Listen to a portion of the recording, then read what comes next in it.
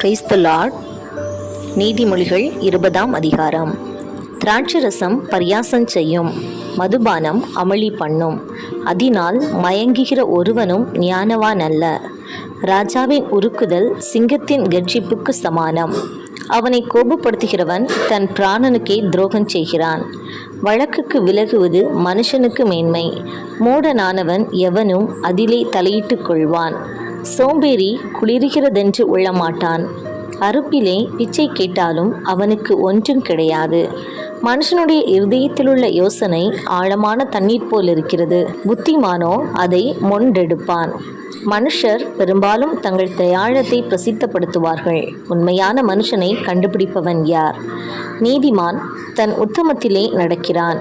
அவனுக்கு பிறகு அவன் பிள்ளைகளும் பாக்கியவான்களாயிருப்பார்கள். நியாயாசனத்தில் வீற்றிருக்கும் ராஜா தன் கண்களினால் சகல பொல்லாப்பையும் சிதற பண்ணுகிறான். என் இருதயத்தை சுத்தமாக்கினேன், என் பாவமர துப்புரவானேன் என்று சொல்லத்தக்கவன் யார்? வெவ்வேறான நிறைக்கல்லும் வெவ்வேறான மரக்காலும் ஆகிய இவ்விரண்டும் கர்த்தருக்கு அருவருப்பானவைகள். பிள்ளையானாலும் அதன் செய்கை சுத்தமோ செம்மையோ என்பது அதன் நடக்கையினால் விளங்கும். கேட்கிற காதும் காண்கிற கண்ணும் ஆகிய இவ்விரண்டையும் கர்த்தர் உண்டாக்கினார். தூக்கத்தை விரும்பாதே, விரும்பினால் தரித்திரனாவாய். கண் விழித்திரு, அப்பொழுது ஆகாரத்தினால் திருப்தியாவாய். கொள்ளுகிறவன் நல்லதல்ல நல்லதல்ல என்பான், போய்விட்ட பின்போ மெச்சிக்கொள்வான்.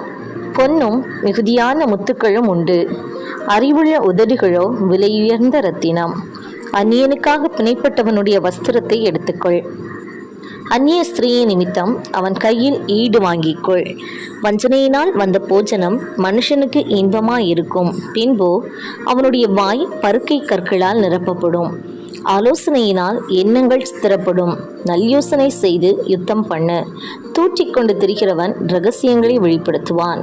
ஆதலால் தன் உதடுகளினால் அலப்புகிறவனோடே கலவாதே. தன் தகப்பனையும் தன் தாயையும் தூஷிக்கிறவனுடைய தீபம் காரிருளில் அணைந்து போம். ஆரம்பத்திலே துரிதமாக கிடைத்த சுதந்திரம் முடிவிலே ஆசீர்வாதம் பெறாது.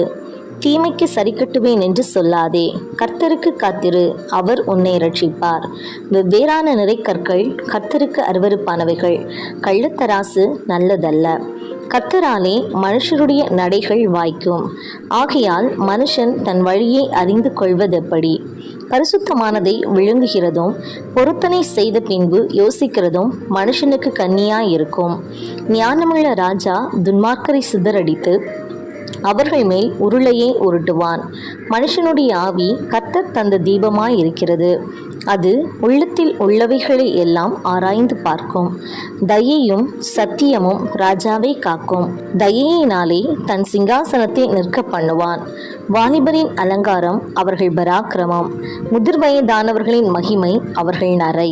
காயத்தின் தழும்புகளும் உள்ளத்தில் உரைக்கும் அடிகளும் பொல்லாதவனை அழுக்கற துடைக்கும்.